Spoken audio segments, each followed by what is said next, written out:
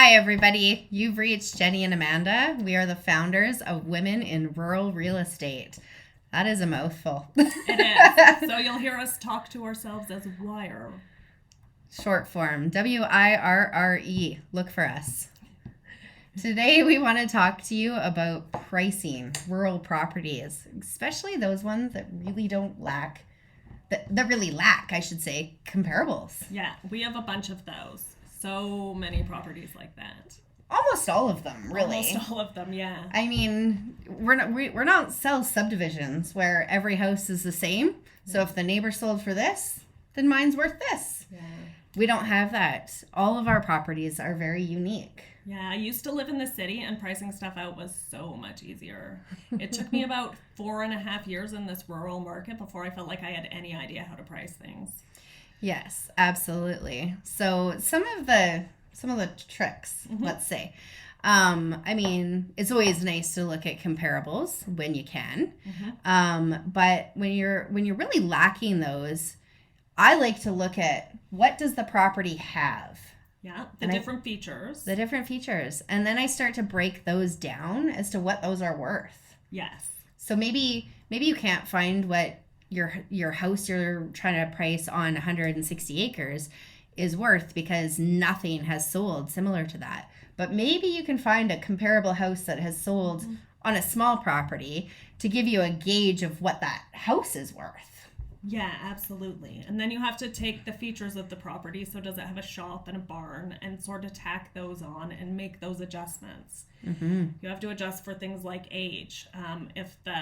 If you can find a property maybe that's the same size with a house that's about the same size, but the age of the house is different, you can make adjustments for those things.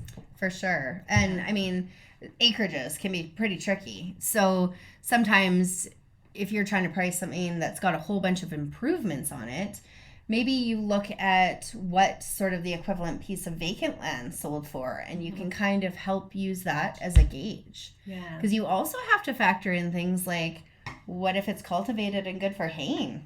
What's that worth? That's worth something that's different than marshland. Yes.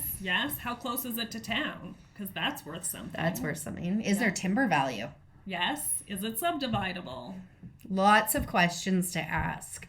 Yeah. So really ask those questions. Really research the property because people are relying on us to give them sound advice. Yeah, absolutely. And it's very important that we do so. And it's always tricky. So it's worthwhile to know what your features are worth. So what does it cost to build a 30 by 40 shop? You can use that as a baseline and then make adjustments for whether the shop has concrete floor, dirt floor, how old it is, whether it's close to the house or not close to the house. All sorts of things will affect the price. And when you're newer, like Amanda said, it was a challenge getting to learn that. And I started out with a fantastic mentor that had 30 years of experience. And so I got to go to all these places and help price them.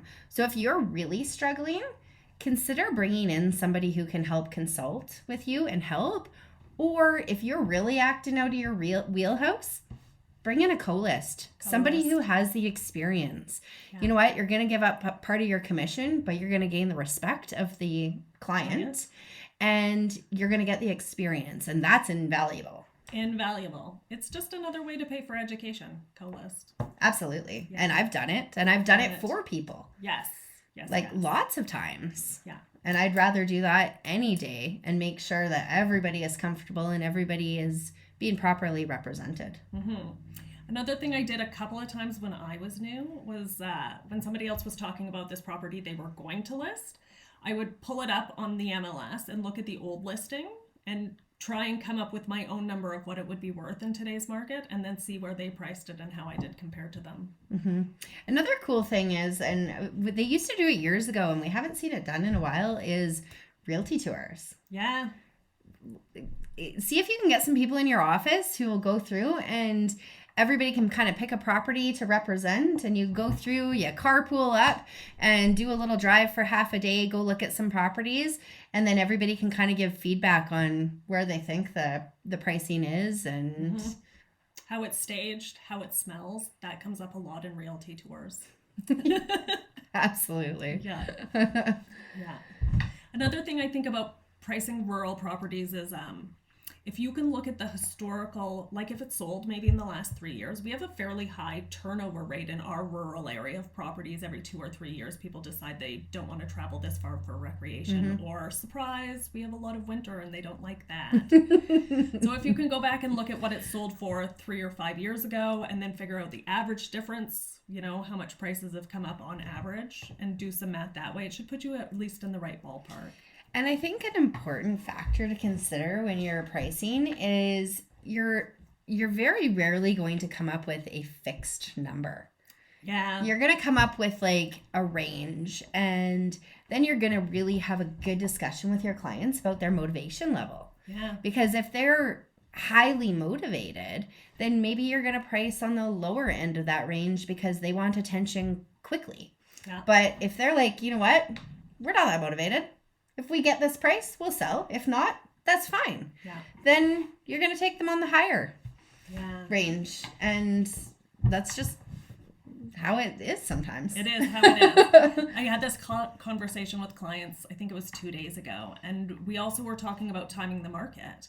Right now it's March, and we're coming up on that busy May market. And so they wanted, of course, the most money. They said they're not super motivated, so if they can get their price, they're happy about it.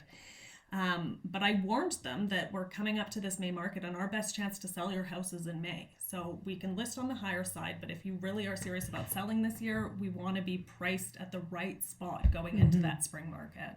Pricing is really important. Knowing your clients' motivations and pricing appropriately is really important, especially in a market like this where it has slowed down a bit. Like we're still busy. We're still seeing things happening, but we're not seeing those competitive multiple offer situations, that crazy frenzy. It's going to take a little bit of time and patience too.